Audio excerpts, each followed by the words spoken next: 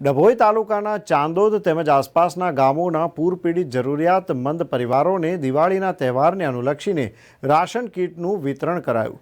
સરદાર સરોવર ડેમમાં વ્યાપક પ્રમાણમાં થયેલી પાણીની આવકના પરિણામે નર્મદા બંધમાંથી 19 લાખ ક્યુસેક ઉપરાંતનું પાણી નર્મદા નદીમાં છોડવામાં આવ્યું, જેના પરિણામે 16, 17 અને 18 સપ્ટેમ્બરના રોજ ડભોઈ તાલુકાના યાત્રાધામ ચાંદોદ સહિત આસપાસના ગામોમાં પૂરની સ્થિતિ સર્જાઈ। રહીશો પોતાનો માલ સામાન ઘરવખરી સુરક્ષિત સ્થળે ખસેડે તે પહેલાં જ પૂરના ધસમસતો પ્રવાહ નગરમાં પ્રવેશતા ગરીબ અને તવંગર બંને વર્ગોને મોટા પાયે નુકસાની વેઠવાનો વારો આવ્યો।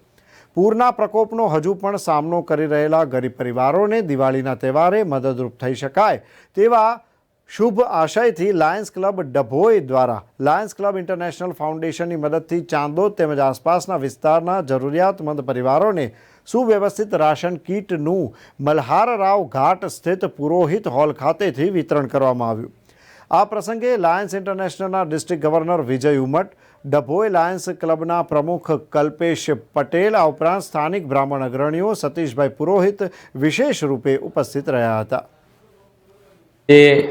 લાયન્સ ઇન્ટરનેશનલના LCIF એટલે કે લાયન્સ ક્લબ્સ ઇન્ટરનેશનલ ફાઉન્ડેશનની મદદથી ચાંદોદ અને એની આજુબાજુ જે પૂર પીડિત લોકો હતા એમને દિવાળી સારી જાય એ હેતુથી સૌને આજે કીટનું વિતરણ કરવામાં આવ્યું છે।